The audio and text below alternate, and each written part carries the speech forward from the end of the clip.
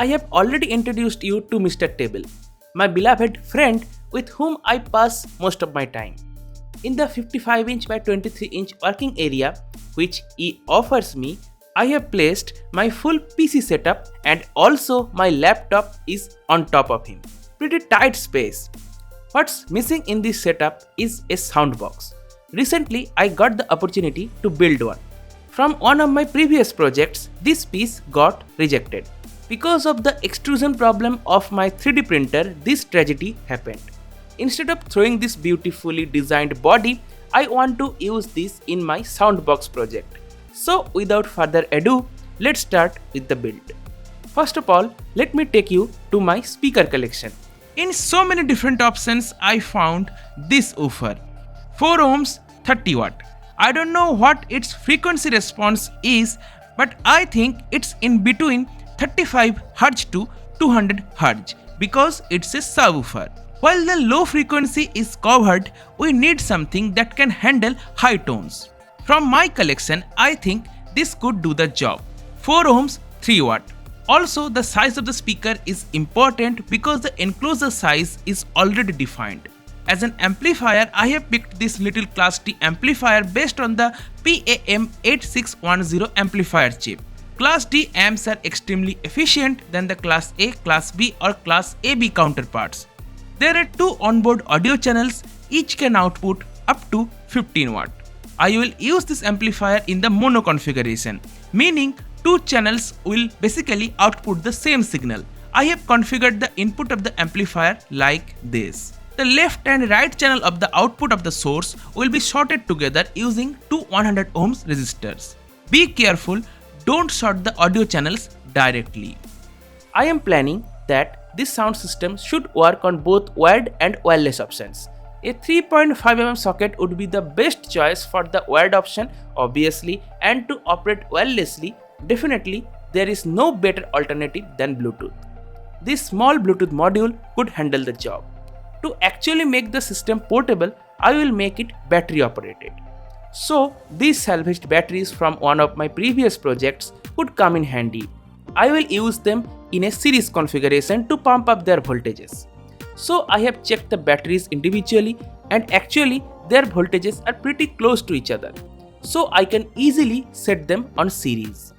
But there is a problem. While in charge, they may not be properly balanced anymore, and one's value may exceed the 4.2 volt rating, which is the full charge voltage of LiPo or lithium ion batteries, and maybe the second battery is still not fully charged.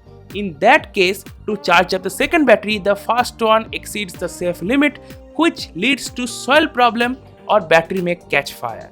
So to balance charge them, we really need something called BMS, which not only balances the battery voltages while charging, but also offers a bunch of other protections.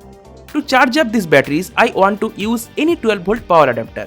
That's why I need to reduce the voltage to a safe limit, in which these batteries can charge safely. So I have used a buck converter and set the trimmer to output precisely 8.4 volt. You can also use a buck converter that has the current control capabilities. So you have both voltage and current control. Anyway, this battery pack can output in between 6.2 volt to 8.4 volt. That's definitely a long range. I have to stabilize the voltage. XL 6009 boost converter could do the trick. I have set its output voltage to something around 9 volt. I don't think it will add noise to the output of the amplifier, because the switching frequency I have captured in my oscilloscope is way higher than the audible range. Even physically, I can't hear any extra noise from the speakers. While testing the amplifier, I am really shocked. The sound came out of it is really great.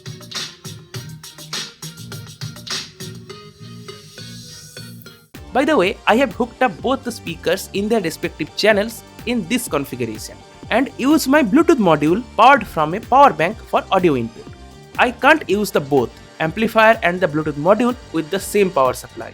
That will add up noise. To get rid of the noise, either I have to use a different power supply or somehow isolate their ground from each other. More about that later. Anyway, if I build the amplifier like this, I can't tune the frequency levels. So I have built this contraption in midair following this simple schematic. This circuit is everywhere in the internet, so I gave it a try. This potentiometer control bass, aka low frequencies and low tones, and this control high frequencies. Basically, this circuit is a combination of low and high pass filters. I don't know how well this circuit controls the frequencies, but in my hearing, the filtering is quite nice. However, I prefer not to pass the same audio signal for both audio channels of the amplifier. Instead, what I have done is pass the right audio channel of the amplifier directly and connect it with the audio in, and the left audio channel through the filter. So I have built this on a piece of puff board and added additional twisted wires to connect the potentiometers. I have also added a potentiometer for volume control. This is the full schematic. By the way, I have used a DP/DT switch to change between audio inputs, Bluetooth and 3.5mm wired connection. Okay, now it's time to prepare the enclosure. I need two individual parts. One covers the back of this existing one and one front. So I moved to Fusion 360 and designed this part and printed it. It has two holes for two speakers. To save space, one speaker will connect from the top and one from the back. First, set the small one into its groove. I first have used one of these brackets to secure it. Next, while mounting the second speaker, I first have drilled holes for the M3 nut and bolts, set the woofer in place and tightened them. While that was done, I have soldered wires with the speaker, minding the polarity. Afterward, I have wired up the amplifier just like before.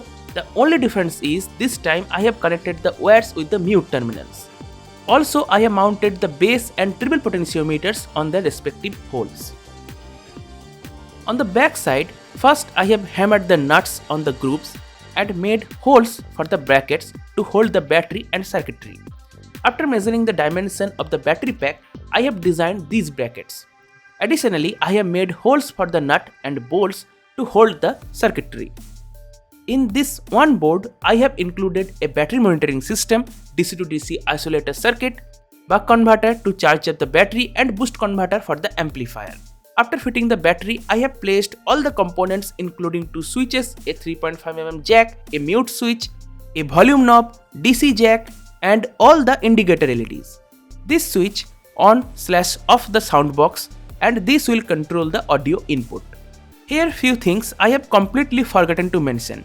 I have wrapped the batteries with masking tape, set the BMS on top of them and checked their voltages, which is around 8V. Perfect. In terms of battery monitoring circuit, red describes low battery and white represents battery is full. The remaining LED represents the availability of power to the amplifier. The battery low indicator triggers at 6.5V and the battery full indicator triggers at 8.3V. This is the scheme of the battery indicator. On the circuit, I then have set up buck and boost converters respectively.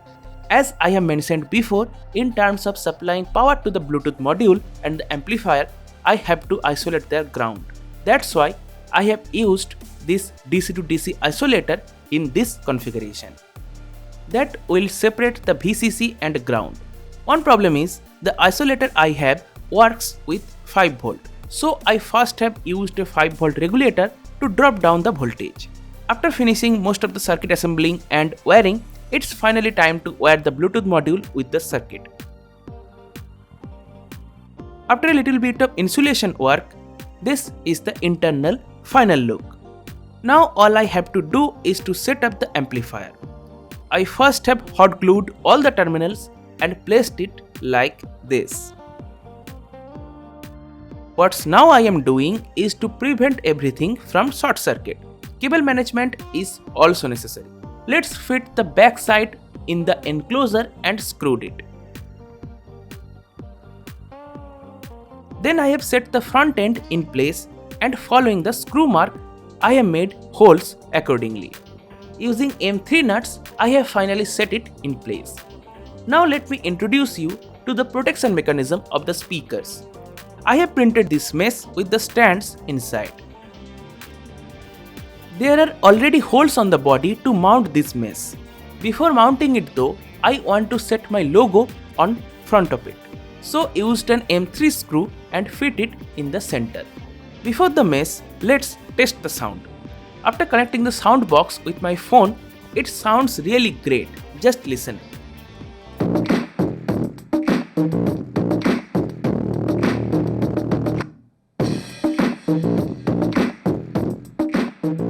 The tone control is great, the volume is working fine, and hope that the 3.5mm jack will work.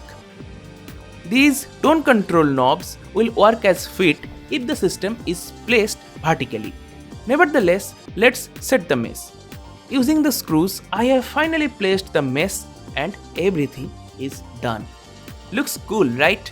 Let's see how a 3.5mm jack would perform. 3D printer is one of my necessities. Especially when it comes to print different parts for projects, there is no alternative. Okay, no problem with this too. However, to use the wired signal, I have to toggle the switch. Okay, that's all. I have my sophisticated speaker system on my table. It can connect with Bluetooth. Also, if I need low latency, I could use it in wired configuration. Loudness is also adorable, no problem with that. The sound quality is pretty impressive and it's even portable.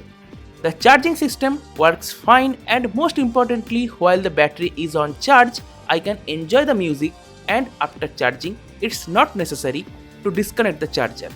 I can use it continuously. That's because of BMS I have added. While I am thinking the project is almost completed, I have faced another problem. Without a current control buck converter, the battery starts to draw too much current from the converter, which results in its destruction. The only way I have is to use a current control buck converter. By limiting the current draw, the battery can be charged without any problem, as my power meter also confirms. Now, Mr. Table gets another cool gadget. If you are going to recreate this project, then all the parts list, detailed schematics and pictures are on the video description. Check it out. Hope you guys have enjoyed this video and learned a thing or two. If so, then don't forget to like, share and subscribe and activate the notification bell for future updates. Thank you so much.